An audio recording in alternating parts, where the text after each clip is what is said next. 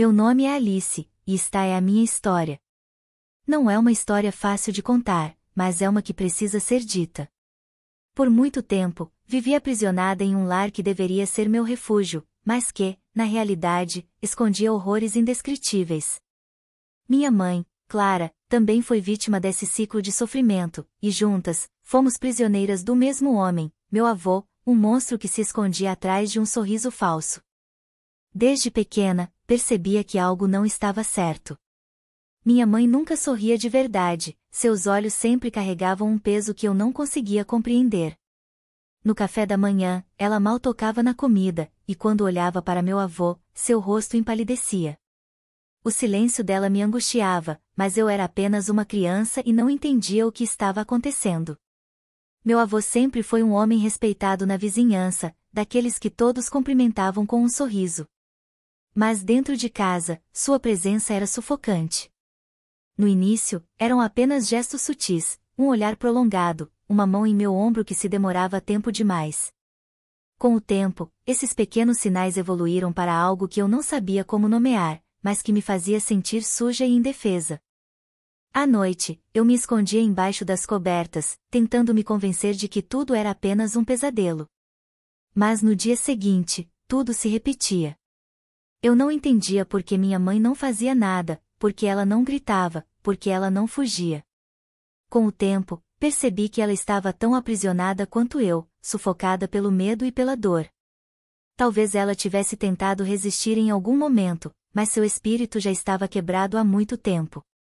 Minha mãe vivia com medo. Eu via isso nos seus olhos, no jeito como ela abaixava a cabeça sempre que meu avô falava. Desde a infância, conhecia muito bem a crueldade do próprio pai. Quando engravidou cedo, pensou que, de alguma forma, ter uma filha a libertaria daquele inferno. Mas isso não aconteceu. Ele fez questão de nos manter presas em sua teia de terror. Ela tentava me proteger, mas sua força estava desgastada pelo tempo e pelo medo. Eu via seu desespero toda vez que ele se aproximava de mim. Tentava me afastar dele, mas o medo a paralisava. À noite, às vezes, ouvia seu choro abafado no quarto ao lado, e isso me fazia perceber que não estávamos sozinhas na nossa dor, éramos duas vítimas dentro da mesma prisão. Eu evitava ao máximo ficar sozinha com ele.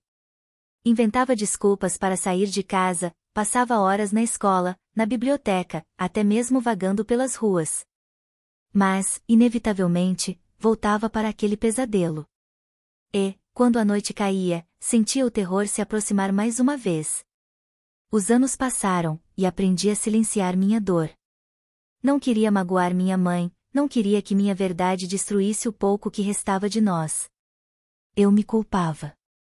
Pensava que talvez tivesse feito algo errado, que talvez fosse minha culpa por ele me escolher para aqueles momentos terríveis. Minha mãe carregava um fardo ainda maior. Ela via nos meus olhos o mesmo sofrimento que conhecia tão bem. Tentei fingir que estava tudo bem, mas ela sabia. E o que doía ainda mais era ver o quanto ela se sentia impotente. Ela precisava fazer algo, mas como enfrentar um monstro que parecia inatingível? Como fugir de alguém que estava sempre ali, vigiando cada movimento nosso?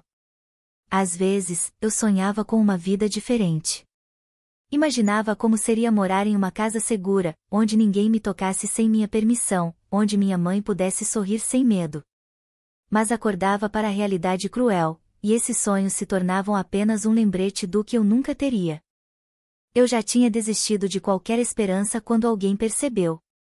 Minha professora, Dona Laura, notou que algo estava errado.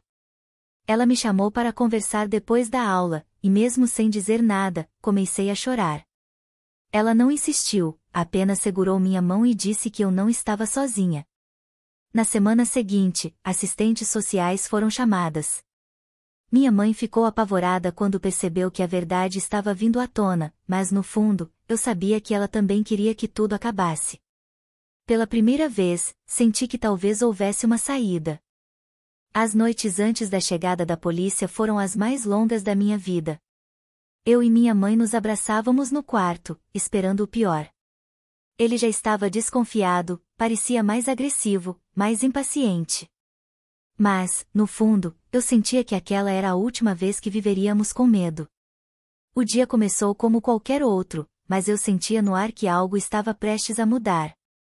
O silêncio naquela manhã era diferente, carregado de tensão. Minha mãe não falou nada durante o café da manhã. Eu a observava, tentando decifrar o que se passava em sua mente. Seus olhos estavam vermelhos de tanto chorar, e suas mãos tremiam levemente ao segurar a xícara de café.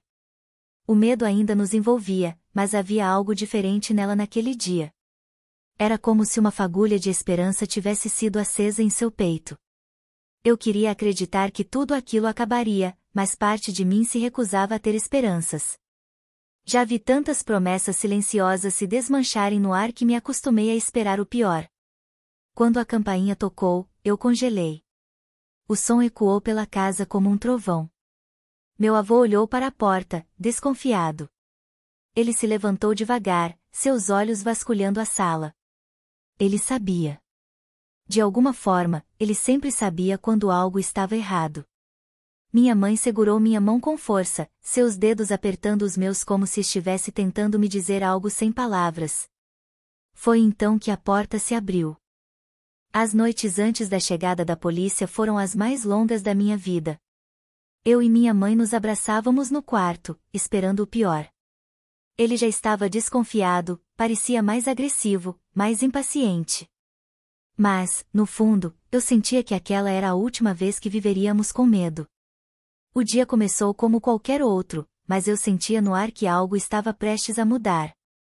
O silêncio naquela manhã era diferente, carregado de tensão. Minha mãe não falou nada durante o café da manhã. Eu a observava, tentando decifrar o que se passava em sua mente. Seus olhos estavam vermelhos de tanto chorar, e suas mãos tremiam levemente ao segurar a xícara de café. O medo ainda nos envolvia, mas havia algo diferente nela naquele dia. Era como se uma fagulha de esperança tivesse sido acesa em seu peito. Eu queria acreditar que tudo aquilo acabaria, mas parte de mim se recusava a ter esperanças. Já vi tantas promessas silenciosas se desmancharem no ar que me acostumei a esperar o pior. Quando a campainha tocou, eu congelei. O som ecoou pela casa como um trovão. Meu avô olhou para a porta, desconfiado. Ele se levantou devagar, seus olhos vasculhando a sala. Ele sabia. De alguma forma, ele sempre sabia quando algo estava errado. Minha mãe segurou minha mão com força, seus dedos apertando os meus como se estivesse tentando me dizer algo sem palavras. Foi então que a porta se abriu. Foram meses de interrogatórios, de testemunhos, de momentos em que parecia que tudo poderia desmoronar. Mas, no final, ele foi condenado. Eu e minha mãe ficamos frente a frente com ele pela última vez no tribunal. E, quando ele nos olhou com aquele olhar frio, não senti mais medo. Eu era livre. Os anos passaram, e aprendi a transformar minha dor em força. Minha mãe, por sua vez, começou um novo capítulo, reconstruindo sua vida longe das sombras que a atormentaram por tanto tempo. Ainda carrego as marcas do passado, mas elas não me definem mais. O passado jamais será esquecido, mas agora pertencemos a um futuro onde finalmente podemos viver sem medo. E essa, eu espero, seja apenas a primeira página de uma nova história. O processo de cura é longo. Há noites em que os pesadelos ainda me assombram, há momentos em que a insegurança ainda me paralisa. Mas eu sei que sou mais forte do que aquilo que tentaram fazer comigo. E sei que, por mais dolorosa que tenha sido a minha história, ela precisa ser contada. Para que outras pessoas que vivem esse terror saibam que há esperança. Que há saída. E que ninguém está sozinho.